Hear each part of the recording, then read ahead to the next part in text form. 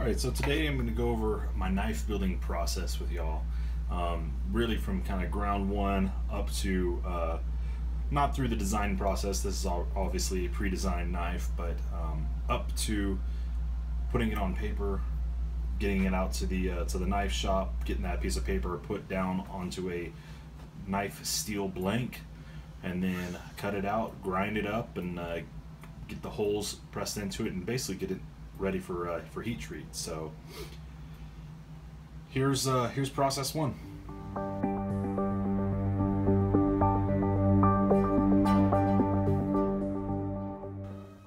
All right, and as you can see, there's the drawn out product. Of course, you're probably going, yeah, these lines are awful. Well, they are, but that doesn't matter. All it is a rough blank. Basically, I'm literally going to put this piece of paper onto a piece of steel. You'll see that. And I'm gonna grind it out to what I find appealing. So this may look good on drafting or in designing, but what feels good in the hand is really gonna be the key. So this is where I start with, and then we'll grind it down to shape. So next process. All right, now I have two knives here to choose from. I actually went back and redid this outline here. Just a little bit too big of a knife. I already have a pretty decent sized knife that fits in with that size. Basically what this knife is, just without as much of a belly on the blade. But I wanted a little bit smaller knife because I mean this is a pretty decent sized knife right here. So something more along the lines of this little Skinner that I have. It's just a great little size knife. So all right, I will fast forward you through the cutting out process here.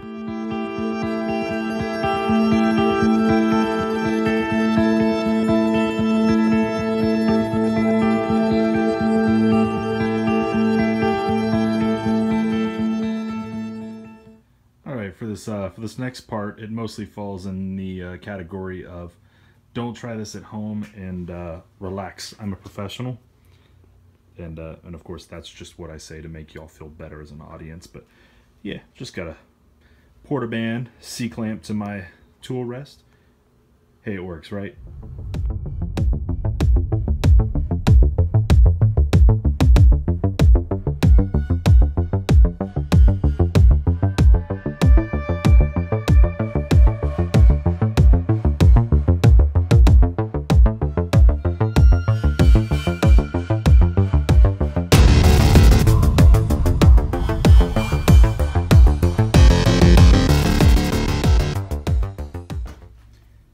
Alright, for the next part, I've got it grinded out. Of course, you can see a bunch of sharp, jagged edges and everything. And it's just basically a square blank right now. So get that all smoothed out, get the profile roughed out.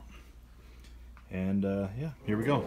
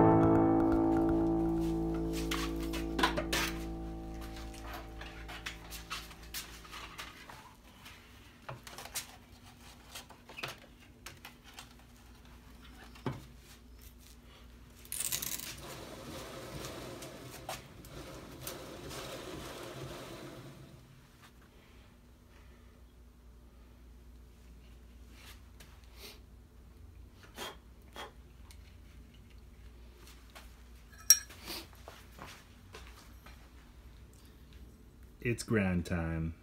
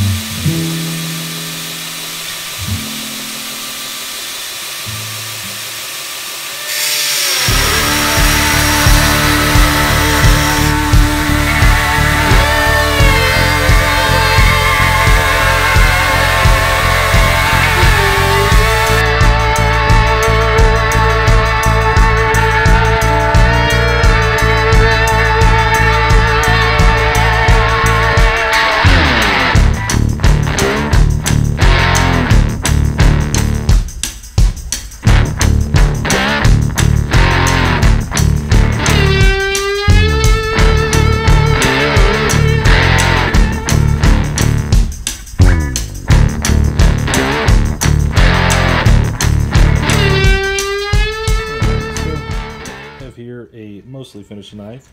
There, it's a little wet still. And what I've done, so I started with a 60 degree or 60 grit belt and got a rough grind line and brought the line all the way up, the plunge line back as far as I really could. And then I went back to a 200 grit belt to refine my grind line here, made it real nice and smooth on both sides, and it's still not equal. You can see this one just kind of dissipates to the top, and this one actually curves to the top, so I'll probably match this one up a little bit. I kind of like the way this one looks, actually a little unique. And then I basically softened up the plunge line here, which is the point in which your knife ends, and see if I can get that to focus, and you can see that's pretty darn even there. Anyways, next step, I'm gonna go ahead and I tapped some holes in it earlier, and gonna go ahead and drill those holes out. This will be a lanyard loop, and this will be pinholes for where my handle scales are gonna fit. But anyways, so that's designed to cut out to grind out. So overall, probably about 2 hours of time into this, maybe a little less. But yeah, not a perfect product yet, but send it off to heat treat after I get the holes into it, and then once I get it back, I'll do another video of how I put the scales on.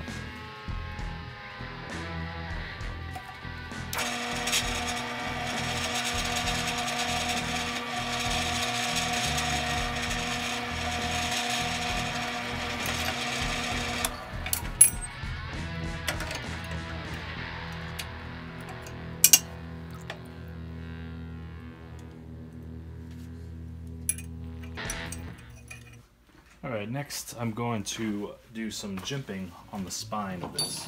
Jimping is basically where you take the file and create something for your thumb to hold on to. I'm going to do something very similar to that knife on it, so yeah, let's get started. I already kind of made a little pre-mark to know exactly where I'm going to place it, but basically it's just all file work, so very, very delicate, precise work to make sure you don't jump out of your lines here and damage the rest of the knife with your file. So all I'm doing here is starting my line with a triangle file, and then I'll move to a round file and actually get to dig in on this thing.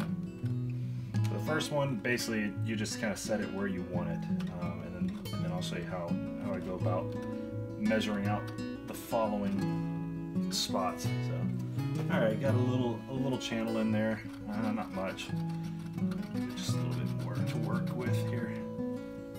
Cool. Now go to a round file here, just start working. Again, kind of be careful on the first couple passes not to over jump my lines and dirty up the top of the blade any.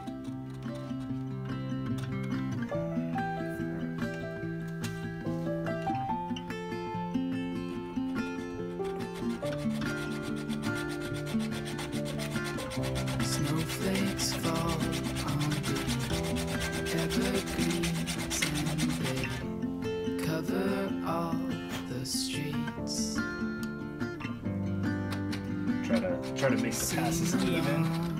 Because right now it's like I'm diving into it. I need to kind of come a little more with it. I'm also trying to pull it back a little bit, so sometimes you gotta change your view.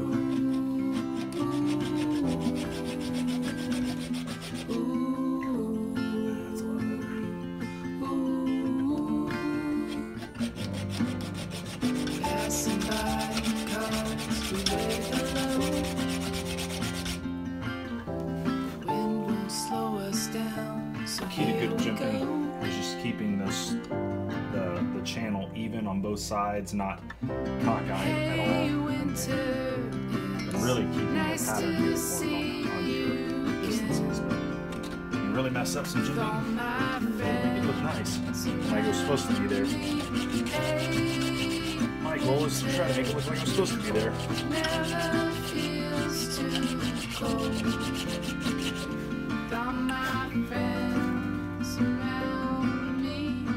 And all you need is just enough to get your finger in there, kind of give it some bite. Measure it out, see how deep we're going so far.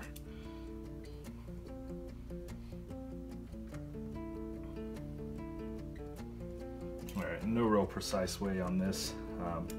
Basically I've got a little depth gauge on the end of this and just take it down to the bottom of the jimp and 0.360. That sounds about right. Usually I just go across.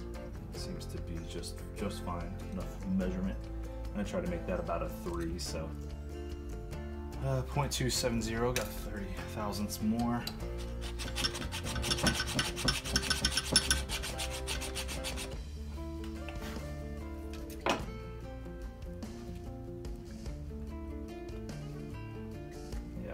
Alright, that'll be just right on. 2.95, kind of jumping around 3. That'll work. Alright, now, how do we figure out how far we want to go? So I'm going to do some measurements here. I think the last time I did 18 and 20.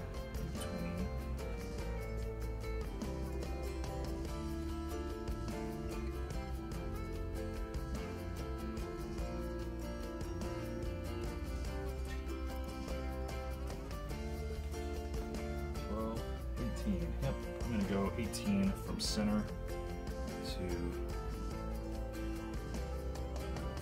outside to center.